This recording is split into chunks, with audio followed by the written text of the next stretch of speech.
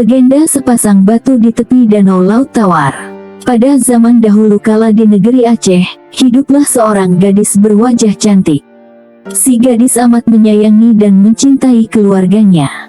Begitupun dengan keluarganya, sangat menyayangi dan mencintai si gadis.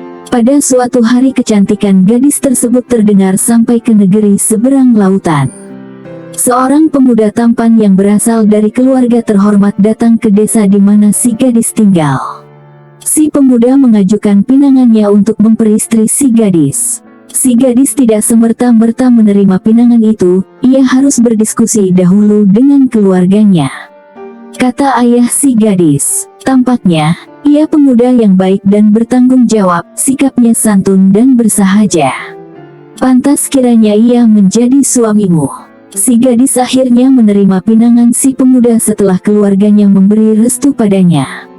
Pesta pernikahan pun lantas dilangsungkan. Amat meriah pesta itu.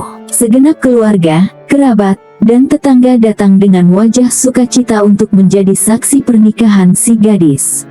Setelah beberapa hari tinggal di desa tempat si gadis berada, si pemuda pun mengajak si gadis yang telah menjadi istrinya itu untuk kembali ke kampung halamannya di seberang lautan. Meski telah menjadi istri si pemuda, hati si gadis sesungguhnya amat berat meninggalkan keluarga dan juga desa tempat tinggalnya itu.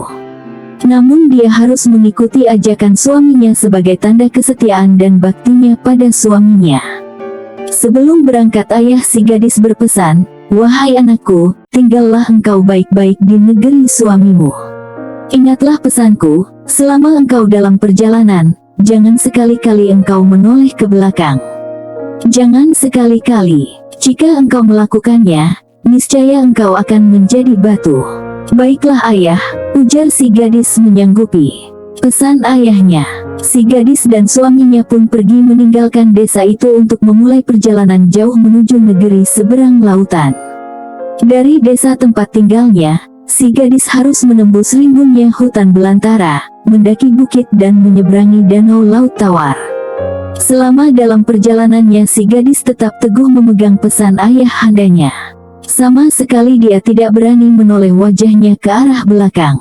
Hingga tibalah keduanya di danau Laut Tawar. Dengan menaiki sebuah sampan, si gadis dan suaminya menyeberangi danau di Laut Tawar.